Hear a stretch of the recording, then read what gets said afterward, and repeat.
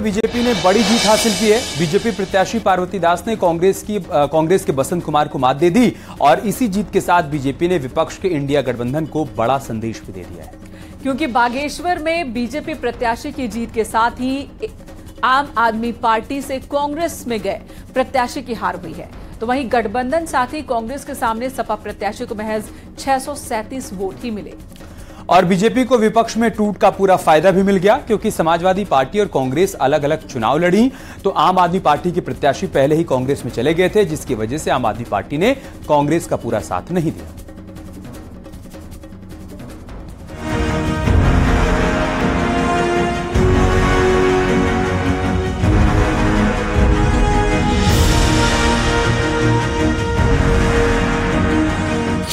बागेश्वर उपचुनाव में बीजेपी ने साबित कर दिया कि चुनाव छोटा हो या फिर बड़ा, जीत बड़ी होनी चाहिए। क्योंकि यहाँ मुकाबला भले ही कांग्रेस से हो, लेकिन मैदान में समाजवादी पार्टी के प्रत्याशी भी दम दिखा रहे थे। लेकिन अखिलेश यादव की हालत ये हो गई कि उनके प्रत्याशी को नोटा से भी कम वोट मिले और इस चुनाव में जीत से बीजेपी ने इंडिया गठबंधन को भी बड़ा संदेश दे दिया है। सरकार की नीतियों पर और हमारे प्रधानमंत्री आदरणीय मोदी जी के विजन पर, उत्तराखंड के लिए जो काम कर रहे हैं, देश के लिए जो काम कर रहे हैं, उन सभी पर वहाँ की जनता ने मोहर लगाई है। मैं पार्वती दास जी को बधाई देना चाहता हूँ और साथ में ये जीत चंदन रामदास जी को श्रद्धांजलि है। उनके रुके हुए कामों को, उनके लगाए हुए प्रस्तावों को, उनके सपनों को हम पूरा करेंगे। मैं बागेश्वर की जनता को फिर एक बार से बहुत बधाई देता हूं कि उन्होंने हमारे प्रधानमंत्री आदरणीय मोदी जी की जो नीतियां आज देश के अंदर चल रही हैं, उत्तराखंड के अंदर जो अनेकों काम चल रहे हैं, उन पर उन्होंने अपना समर्थन दिया, अपना आशीर्वाद दिया है। हम आश्वस्त करते हैं कि हर प्रकार से हम उनकी अपेक्षाओं पर खरे उतरेंगे। बागेश्वर में बीजेपी की प्रत्याशी पार्वती दास ने कांग्रेस प्रत्याशी बसंत कुमार को तकरीबन 2400 वोटों से हरा दिया। हालांकि शुरुआती दौर में कांग्रेस के प्रत्याशी बसंत कुमार पार्वती दास से 2 राउंड आगे चले, लेकिन उसके बाद लगातार बीजेपी प्रत्याशी की बागेश्वर उपचुनाव में बढ़त बनती चली गई और एक बार फिर बीजेपी ने इस सीट पर कमल खिलाकर कांग्रेस को भी बड़ी मात दी है। बागेश्वर की जीत वहाँ की जनता की जीत है। मैं बागेश्वर की जनता को, अपने सभी कार्यकर्ताओं को हार्दिक बधाई देता हूँ कि धन बल के आगे जिस प्रकार का माहौल बागेश्वर में खड़ा करने का प्रयास किया गया, तो वहाँ की जनता उसको नकार दिया है। वहाँ की जनता ने विकास को वोट दिया है और आज मैं कह सकता हूँ बागेश्वर का ये जो परिणाम आया है, ये भारतीय जनता पार्टी के सुखदायी है और आने वाले चुनाव में भी इसी प्रकार से भारतीय जनता पार्टी हर क्षेत्र, हर चुनाव में विजय प्राप्त करेगी। हालांकि वोटों का अंतर बड़ा नहीं रहा, लेकिन बीजेपी की ये जीत 24 का संदेश देने के लिए काफी है। दरअसल बागेश्वर की सीट कैबिनेट मंत्री चंदन रामदास के निधन के बाद खाली हुई थी, जिसके बाद इस सीट पर बीजेपी ने चंदन रामदास की पत्नी पार्वती दास को ही चुनावी मैदान में उतारा, तो कांग्रेस ने आम आदमी पार्टी में रहे बसंत कुमार को टिकट दिया था, जो इस चुनाव में भी कुछ खास नहीं कर सके। बागेश्वर में जो उपचुनाव हुआ, बहुत दुखद स्थिति में हमको इस चुनाव में जाना पड़ा।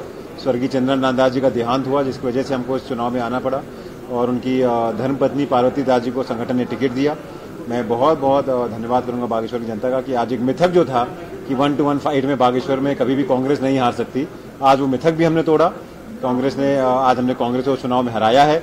उसी के साथ साथ जो इंडिया ब्लॉक है, आज उसके लिए भी बहुत बड़ा एक विचार करने का दिन होगा कि इंडिया ब्लॉक में बीएसपी, आप और कांग्रेस मिल के भारतीय जनता पार्टी के खिलाफ ये चुनाव लड़े थे, लेकिन वो चुनाव भी इंडिया ब्लॉक आज भारतीय जनता पार्टी से हारा है। तो मैं बागेश्वर की जनता का धन्यवाद करता हूँ। आगामी 2024 के चुनाव के लिहाज से भी बीजेपी की ये जीत काफी महत्वपूर्ण मानी जा रही है, क्योंकि 2024 के चुनाव से पहले बागेश्वर उपचुनाव को उत्तराखंड में रिहर्सल के तौर पर देखा जा रहा था।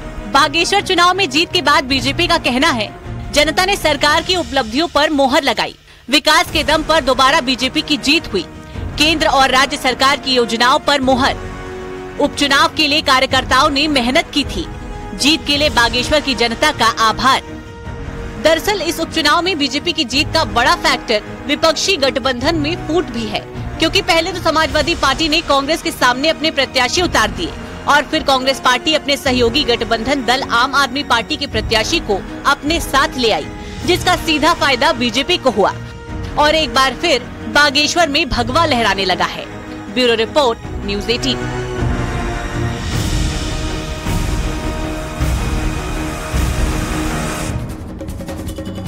और इधर सीएम योगी आदित्यनाथ $1 ट्रिलियन की इकोनॉमी बनाने के लिए विशेष प्लान तैयार कर चुके हैं और इसके लिए विधानमंडल का विशेष सत्र आयोजित किया जाएगा। मुख्यमंत्री योगी आदित्यनाथ की घोषणा के बाद सरकार ने तैयारियां भी शुरू कर दी हैं। जानकारी है कि 36 से 48 घंटे तक का विशेष सत्र बुलाया जाएगा, जिसमें सत्ता पक्ष और विपक्ष के सदस्य यूपी की अर्थव्यवस्था को अगले 5 सालों में $10 खरब तक ले जाने का सुझाव देंगे। और चलिए इसी पर आपको एक रिपोर्ट भी दिखाते हैं।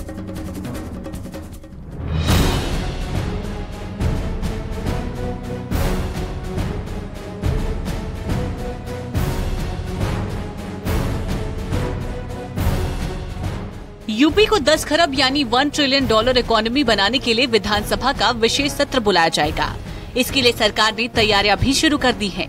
माना जा रहा है कि अगले महीने इस विशेष सत्र का आयोजन किया जाएगा और सीएम योगी ने इसकी घोषणा कर दी है। जानकारी है कि यूपी विधानसभा का विशेष सत्र 36 से 48 घंटे तक चलेगा।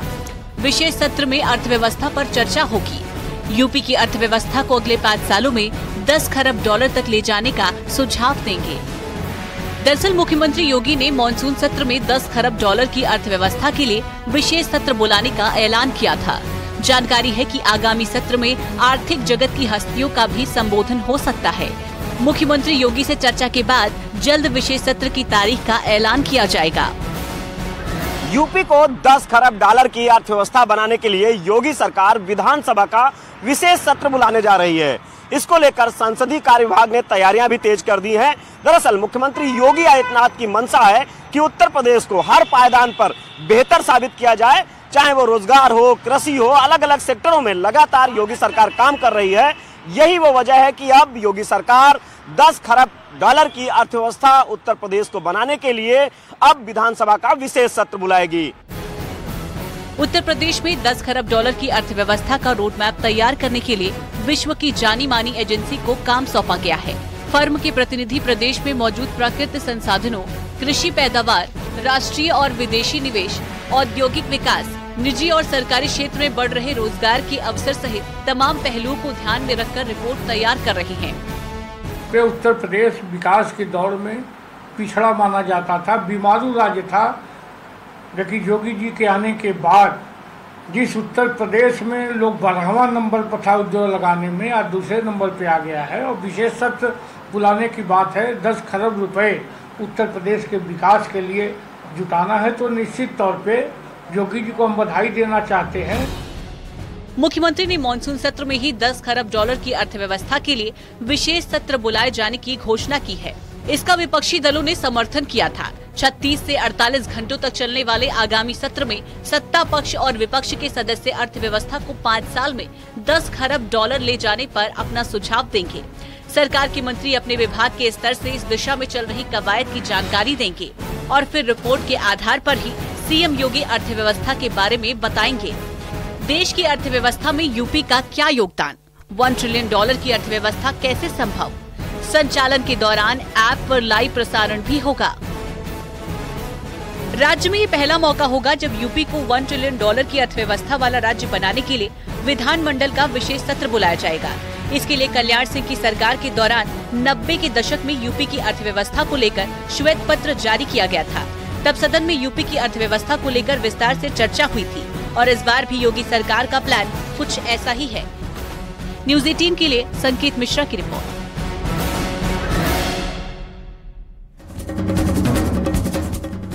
दिल्ली में G20 में शामिल होने वाले मेहमानों का भव्य स्वागत हो रहा है। यहां एक छत के नीचे विश्व की महाशक्तियों का दमखम देखने को मिलने वाला है और इसके लिए तैयारी पूरी हो चुकी है। लेकिन यहां यह समझना भी जरूरी है कि आखिर G20 है क्या। तो आपको बता दें कि G20 आर्थिक रूप से ताकतवर देशों का एक ग्रुप है। दुनिया की 85% GDP पर G20 की हिस्सेदारी है। 75% ग्लोबल ट्रेड में G20 की हिस्सेदारी है। दुनिया की इकोनॉमी पर G20 देशों का बड़ा असर है। दुनिया की 2/3 आबादी G20 देशों में ही रहा करती है। वहीं आपको ये भी बता दें कि दिल्ली में हो रहे G20 समिट से भारत को क्या क्या फायदा होने वाला है। भारत पूरी दुनिया को अपनी श्रेष्ठता दिखा सकता है। वैश्विक नेता के तौर पर भारत की छवि मजबूत होगी। ग्लोबल साउथ में भारत अगुवा की भूमिका में होगा। वसुधैव कुटुंबकम का संदेश पूरी दुनिया में जाएगा। दुनिया भर में भारत की बढ़ती हैसियत की पुष्टि होगी और विकासशील देशों के एजेंडों का चैंपियन बनकर उभरेगा हिंदुस्तान।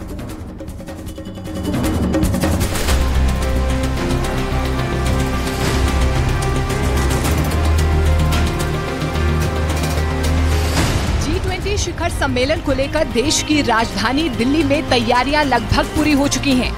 G20 सम्मेलन में दिल्ली की सजावट से लेकर स्वागत तक हर जगह सनातन की झलक दिखाई दे रही है। इस बार मेहमानों का स्वागत फूलों की माला से नहीं बल्कि तुलसी, स्फटिक, रुद्राक्ष की माला से होगा। मेहमानों के खाने में सनातनी स्वाद होगा तो भारत मंडपम से लेकर आयोजन की थीम हर जगह भारत की सनातन सांस्कृतिक विरासत, कला और विकास के दर्शन होंगे। विदेशी मेहमानों के खान पान का भी खास ख्याल रखा गया है। विदेशी मेहमानों को सोने चांदी के बर्तनों में खाना परोसा जाएगा, जिसमें भारत की संस्कृति और विरासत की झलक देखने को मिलेगी। जानकारी के मुताबिक G20 के लिए 11 होटल में अपनी क्रॉकरी भेजी जा रही है, जहां विदेशी मेहमान ठहरने वाले हैं।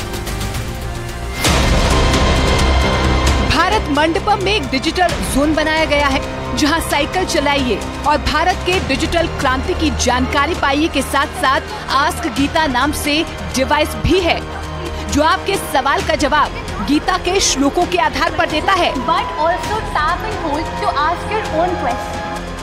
G20 शिखर सम्मेलन के आगाज होने में अब बस कुछ घंटे का समय बचा है। इसको और ज्यादा यादगार बनाते हुए भारतीय वायुसेना के विंग कमांडर गजेंद्र यादव ने G20 के झंडे के साथ 10,000 फीट की ऊंचाई से स्काई डाइव की।